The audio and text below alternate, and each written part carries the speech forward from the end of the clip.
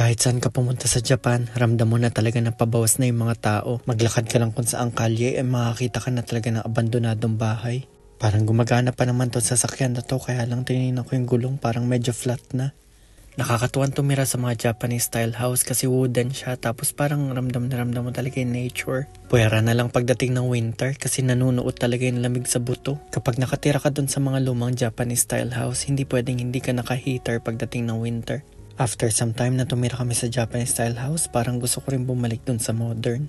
Ba't kaya ganun yung tao, no? Kung ano yung wala, yun yung gusto natin. Konting paaraw muna kay Mika kasama yung lola niya. Habang naglalakad kami, nakita ko na naman kung gaano ka-safe dito sa Japan kasi pwede maiwan yung helmet mo sa upuan.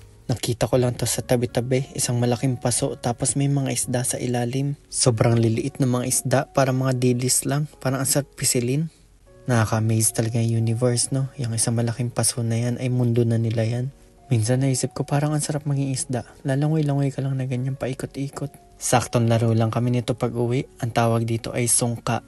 Nung bata ako palagi kong kalaro yung kuya ko rito at palagi ako natatalo. Ngayon matanda na ako, nag-try ulit ako at nalimutan ko na yung rules. Tinuruan kami ng lola ni Mika at naalala ko lahat. Bumalik lahat sa akin ang alaala ko nung umiiyak pa ako pag natatalo ako ni kuya. Pero nung kalaro ko yung mami ni Mika, sa wakas nanalo rin ako. Ang sarap pala sa feeling, no? Pagkaligo ko, sabi ng misis ko, mukha raw akong sapin-sapin. Bumabala ako para kunin yung laptop kasi mag-work on kami sa business namin. Hindi naman sa pagmamayabang, kaya lang baka makita niyo yung laptop ko. Eto pala yung MacBook ko. MacBook siya kapag nakasara. Kitang-kita nyo naman yung logo. Pero wag nyo lang bubuksan kasi pag binuksan nyo ay magiging Panasonic. Pero wala akong masabi rito. 3 taon na akong pinaglilingkuran nito. Tsaka napahagaan niya para lang laruan. Tara, akit na tayo. Dito kami sa taas nag-grind ng misis ko ngayon kasi nagpapadede siya. Wala akong masasabi sa hard work ng misis ko. Nag-aalaga ng anak, nagtatrabaho at nagbi-business. Kaya gagawin ko talaga yung best ko para matulungan mag-thrive yung business namin.